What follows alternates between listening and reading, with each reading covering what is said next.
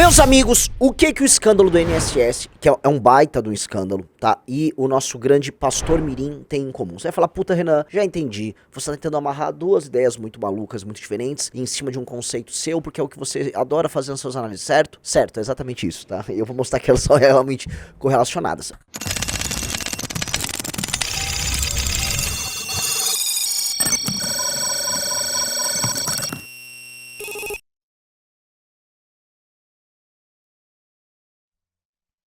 Antes, só pra começar, eu vou pedir pra você o seguinte coisa. Vocês viram que eu tô voltando a gravar aqui no canal? Eu não vou gravar todo dia, porque eu faço análise diárias, tem cortes e tem muito material. Mas eu vou gravar por semana 1, 2 ou 3 vídeos especiais com uma ediçãozinha um pouquinho melhor, tá? Justamente pra, enfim, elaborar algumas ideias e até fazer alguma pesquisinha, porque, enfim, nas lives vocês sabem que é improviso total, eu gosto do improviso total, acho que é super orgânico, é super verdadeiro. Outra coisa que eu peço pra vocês, like, se inscreva no canal, plá, plá, plá, plá, plá. Outra coisa, eu vou pedir pra você, baixe o aplicativo Valete. Isso aqui, assim, eu sei que você vai querer entrar no Valete Plus na minha live, legal. Tudo bem. Aqui, se você baixar, você vai ter conteúdos exclusivos. E eu tô falando bem real. Nós temos conteúdos exclusivos gratuitos. Baixa, você se cadastra, baixa. É só baixar o app, tanto no seu Android quanto no seu iPhone. Baixou, você vai ter esses conteúdos exclusivos nossos, com análises muito densas que nós fazemos ali, coisas inclusive pessoais. O nosso mundo tá todo lá dentro, então bora, te vejo lá. Vamos lá, molecada, eu vou ser muito direto. Estamos falando agora de um dos maiores escândalos, talvez, da história do Brasil. Vamos ver o tamanho do montante. Todo mundo tá falando dos 90 bilhões, né? Como se os 90 bilhões tivessem sido desviados. Mas calma aí, vamos ver, vamos checar. Parece ser muito grande e parece ser assustador, dado que envolve não apenas agentes públicos do Estado,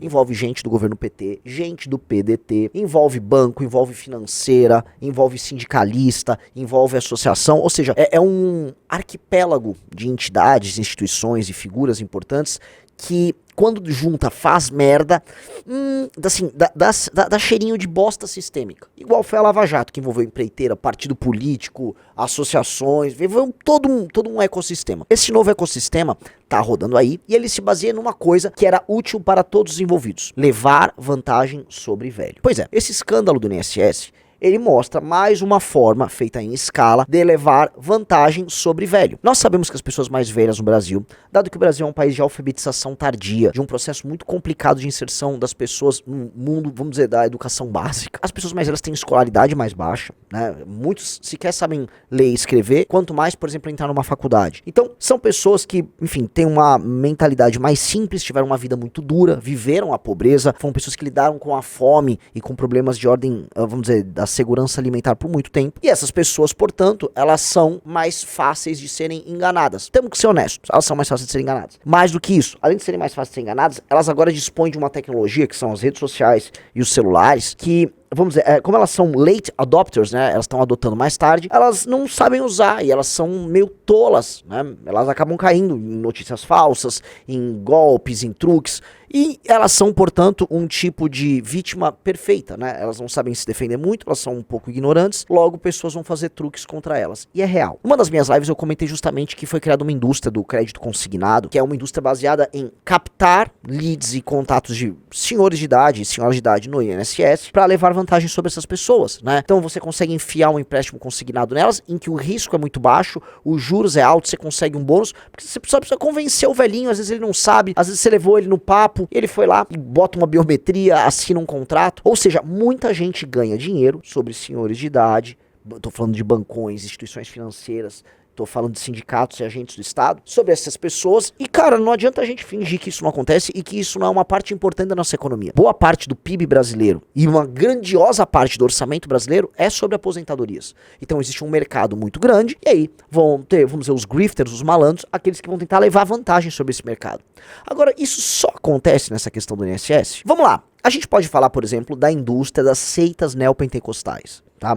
Eu preciso ser muito preciso nisso, não estou falando que são todas as igrejas evangélicas, muito pelo contrário, especialmente as denominações mais tradicionais fazem um belíssimo trabalho, mas existem seitas neopentecostais com supostos rituais de cura, que vivem da exploração da boa-fé alheia, que usam o cristianismo como uma alavanca para tomar dinheiro das pessoas e alimentar uma massa de pastores e aproveitadores que ficam muito ricos. Esses caras depois ganham base parlamentar, né? Uma parte da bancada, dita bancada evangélica no Congresso Nacional, defende o lobby deles, então nunca é, por exemplo, uma agenda moral. Eles nunca tocam agenda moral. O que eles tocam ali é, por exemplo, lobby para que a igreja não pague imposto, não pague aluguel, não pague luz, não pague nada. É isso. Eles estão, na verdade, cuidando dos negócios deles, tá? E é muito pouco sobre religião e é muito sobre negócios. Essas seitas, né, não tô falando de todas, mas existe uma série de seitas neopentecostais, vivem de levar vantagem sobre pobres. Idosos também? Nem sempre, mas vivem de levar vantagem. E isso é naturalizado no Brasil. E é tão naturalizado que milhões de pessoas caem em truques, e o pastor Mirim é o caso mais óbvio, porque ele é o caso, vamos dizer, mais in your face, é descarado, né?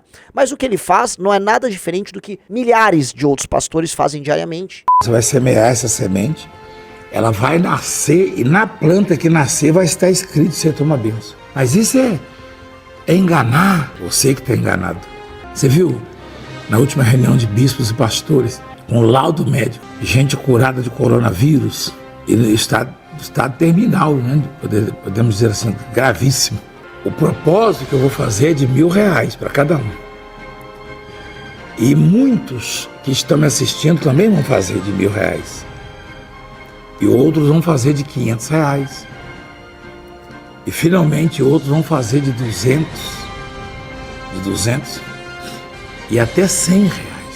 Enganando as pessoas com falsos estímulos, enganando as pessoas com falsas curas, de modo a tirar dinheiro delas, tá? E alimentar um game que é bom pra alguns e muito ruim pra outros. Outro exemplo também disso, a cultura dos cassinos online e do jogo do tigrinho, né? Do sistema de apostas. O Brasil é um dos países que mais fazem apostas no mundo. 32% da população digital brasileira tá apostando online. Seja nos cassinos, tigrinho, aquelas coisas tipo Blaze, que são roubo puro e simples, seja naquele sistema de apostas em jogos de futebol, em outros esportes. Tá? É importante levantar isso aqui, porque o Brasil está em terceiro lugar no mundo. E aí o Reino Unido está na nossa frente. Você fala, ih, Renan, mas o Reino Unido é uma sociedade que aparentemente tem mais confiança mútua. Isso não deveria acontecer lá. Mas veja, o Reino Unido tem uma cultura de aposta em esportes antiga. O Brasil faz essas apostas? Sim, o brasileiro gasta com essas apostas. Mas o brasileiro também gasta num tipo de roleta digital, uma roleta online, que são esses tigrinhos, que, vamos dizer, é um produto feito pro terceiro mundo, é feito para enganar pessoas simples, e que aqui tá vicejando. E mais, influenciadores, cantores, até políticos, gente, vamos dizer, que conta com a confiança da base da população, vendem esses truques, ganham comissões absurdas para participar desse esquema de roubo, vamos dizer, de expropriação das pessoas mais pobres com base na ignorância delas. Não podia ficar de fora também os nossos coaches, né? Foi criada uma cultura de, vamos dizer, homens que cuidam do aprimoramento pessoal, falando de platitudes de toda sorte, prometendo enriquecimento fácil para uma massa empobrecida de classe C, que às vezes é evangélica, inclusive, e que tá esperando uma salvação para uma vida que não deu certo, né? Eu já abordei muito isso por conta do Pablo Marçal nas eleições, mas isso é óbvio, né? Essa cultura tá pegando fogo aqui, agora pintou legendários, e aí você percebe que tem coaches e vendedores de curso online que pegam não só o cara mais pobre, mas às vezes uma classe C, uma classe B, uma pessoa que tá entrando no mercado de trabalho achando que precisa mudar a cabeça dela, e toma ele curso falando merda, toma ele enganação e toma ele truque. Isso é tão naturalizado que essas pessoas se tornam super celebridades, elas começam a participar da tua vida sem você nem saber por quê. Você fala, pô, mas por que fulano é famoso? É, porque ele te enganou. Naturalmente, existe uma relação muito clara na política, a relação da compra de voto, né? Isso acontece nas cidades do interior do Brasil, nos sertões do Brasil, em que um político vai, ele chega pra essa pessoa mais pobre, oferece um saco de cimento, oferece um dinheiro puro e simples mesmo, oferece algum tipo de benefício, a pessoa dá o voto e em troca recebe isso, né? E a pessoa acha que levou alguma vantagem até, né? Ah, isso aqui foi uma transação, quando na verdade aquele político, ele só está comprando voto porque ele vai levar uma vantagem pecuniária e política depois. Não pense que ele não tem, vamos dizer, um lucro, ele não ofere lucro, ele faz muito caixa 2 para fazer justamente um dinheiro contado para ser usado nas eleições. É para isso que serve o nosso orçamento secreto, é para isso que servem os grandes escândalos de corrupção, é para isso que serve boa parte dos cargos que são colocados na máquina pública, utilizados exclusivamente para reter esses salários e esses salários serem usados como caixa 2. Ou seja, existe uma máquina gigantesca que é utilizada para comprar as pessoas. E aí quando a gente junta tudo isso, o que a gente tem? O Brasil sendo um país em que há uma lógica clara de exploração de pessoas intelectualmente vulneráveis por bancos, políticos, famosos, ou seja, todo mundo. Se você é um líder religioso, você é um banqueiro, vocês podem até se odiar suas posições políticas, mas vocês concordam em levar vantagem sobre quem está na base da pirâmide. Isso se dá por muitas razões. A primeira razão, que ela é muito clara, é o Brasil é profundamente desigual. E ele é desigual em muitos termos. Ele é uma federação disfuncional, é um país muito grande, as pessoas não se conhecem, as pessoas professam culturas que estão cada vez mais diferentes entre si. As pessoas não se gostam, e eu vou entrar nisso aqui depois. As pessoas têm escolaridades diferentes, capacidades intelectuais diferentes. Portanto, há um desnível tão grande. Eu posso colocar um cara na Faria Lima, né, que estuda e tem um tipo de educação similar a alguém de primeiro mundo. Esse cara tem um desnível tão grande com a média do brasileiro e também com a base da população que eles sequer falam a mesma língua. Não há sequer empatia de um pelo outro.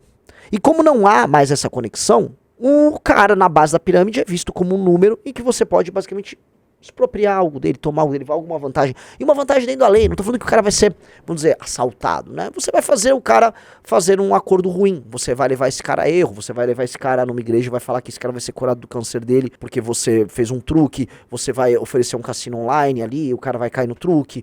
Você vai, sei lá, pedir um empréstimo consignado falando que vai resolver a vida do cara e o cara assina. É esse tipo de coisa. E esse tipo de coisa se tornou meio que base na população brasileira, de modo que a gente internalizou isso. Levar vantagem virou regra na nossa sociedade. Isso não é opinião do Renan. Não é uma opinião minha. Veja, olha esses dados que eu tô trazendo aqui, ó. Houve uma pesquisa, né, do Latinobarômetro, que mede grau de confiança de países latino-americanos. Apenas 7% dos brasileiros acreditam que se pode confiar na maioria das pessoas. O menor índice de toda a América Latina, onde a média regional é de 16%, o que é bem baixo. No Informe sobre Desenvolvimento Humano para a América Latina e Caribe, isso é muito reforçado, classificando o Brasil como o último colocado em confiança interpessoal na região, com apenas 4,69% dos brasileiros expressando confiança em outras pessoas. A média regional é significativamente mais alta. Uma outra pesquisa, World Values Survey, também colocou o Brasil entre os países com menor confiança mútua, com apenas 9% dos entrevistados afirmando que a maioria das pessoas é confiável, contra uma média global bem superior. Veja, mesmo quando comparado com países de baixíssimo índice de confiança mútua, que são os países da América Latina, o Brasil vai muito mal. O Brasil é um dos países em que há menor confiança social, menor credibilidade social. Isso se dá especialmente por conta da desigualdade, isso pra mim é muito óbvio, mas isso se dá também por corrupção generalizada, história de corrupção, comportamento nocivo, predatório de uma elite das mais vagabundas, ou seja, o exemplo vem de cima. E aí, quando essas coisas se juntam, parece que o Brasil é uma eterna corrida pra você dar o golpe em todo mundo, ficar rico e, sei lá, sair fora. Teve até uma novela, que é o Bye Bye Brasil, que tratava disso, né? No final da novela, o vilão, o sujeito que levava vantagem, ele fugia do Brasil e ia embora, mandando uma banana e tirando o sarro de todo mundo. Brazil, where hearts were entertaining June. We stood beneath an amber moon. Mesmo, vamos dizer, uma das regras oficiais da alma brasileira foi dada pelo jogador Gerson, que numa propaganda de cigarro disse: eu sou brasileiro e eu preciso levar vantagem em tudo. Por que pagar mais caro se o Vila me dá tudo aquilo que eu quero de um bom cigarro? Gosto de levar vantagem em tudo, certo?